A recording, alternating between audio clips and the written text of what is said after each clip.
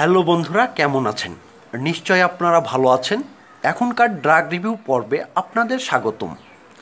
এখনও যদি আমাদের চ্যানেলটি সাবস্ক্রাইব করে না থাকেন তাহলে এখনই অনুগ্রহপূর্বক চ্যানেলটি সাবস্ক্রাইব করে নেবেন, কেননা আমরা এই চ্যানেলটির মাধ্যমে বিভিন্ন রকম ওষুধের পরিচিতি নিয়ে হাজির হচ্ছি আপনাদের সামনে, যাতে করে আপনারা বিভিন্ন রকম ঔষধ সম্বন্ধে জানতে পারছেন, বুঝতে পারছেন। তাই দেরি না করে এখনই আমাদের চ্যানেলটি সাবস্ক্রাইব করে সব সময় সঙ্গে থাকুন।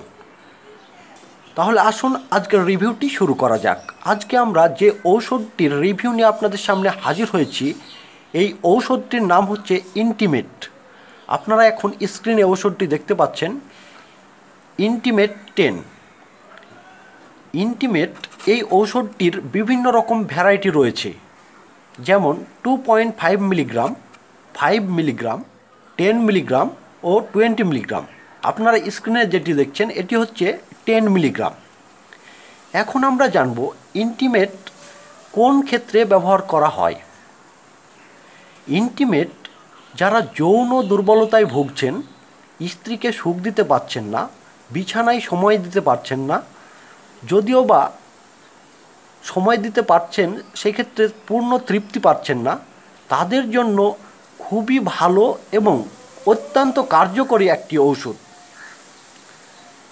আবার অনেকেই আছে যাদের লিঙ্গ কোনোভাবেই দাঁড়াতে চায় না, সোজা হয় না, তাদের ক্ষেত্রে এই ঔষধটি ম্যাজিক ড্রাগ হিসাবে পরিচিত। ইন্টিমেট এই ঔষধটির অন্যতম সেরা গুণ হচ্ছে এই ঔষধটি মাত্র একবার সেবন করলে, আমি আবারও বলছি, মাত্র একবার সেবন করলে 3 দিন পর্যন্ত সহবাস করা যায়। 3 দিনের মধ্যে আর কোনো ঔষধ বা অন্য কিছুর প্রয়োজন হয় না, খুব সহজেই সহবাস করা যায়। তাই যারা যৌন দুর্বলতায় ভুগছেন তারা এই ঔষধটি ব্যবহার করে স্ত্রীকে পূর্ণ তৃপ্তি দিতে পারবেন এবং নিজেও পরিপূর্ণ সুখ নিতে পারবেন। এই ঔষধটি আপনারা দেখতেই পাচ্ছেন, স্কোয়ার ফার্মাসিউটিক্যালস লিমিটেড, বাংলাদেশের সেরা ঔষধ কোম্পানি স্কোয়ার, তারা এই ঔষধটি বাজারে এনেছে। সাধারণত প্রাথমিক অবস্থায় 2.5 অথবা 5 মিলিগ্রাম ইন্টিমেট ট্যাবলেট এটি কিন্তু ডাক্তাররা সাজেস্ট করে থাকেন। প্রাথমিক অবস্থায় 20 মিলিগ্রাম কোনো অবস্থাতেই গ্রহণ করা যাবে না।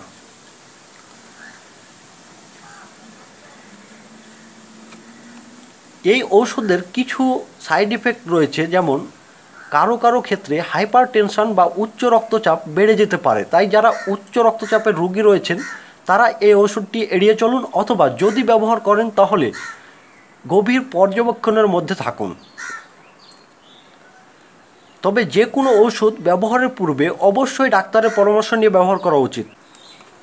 আশা করি আজকের রিভিউটি আপনাদের ভালো লেগেছে। যদি ভালো লাগে তাহলে লাইক দিবেন, শেয়ার করে অন্যদেরকে দেখার সুযোগ করে দিবেন, আর চ্যানেলটি সাবস্ক্রাইব করে সবসময় আমাদের সঙ্গে থাকবেন।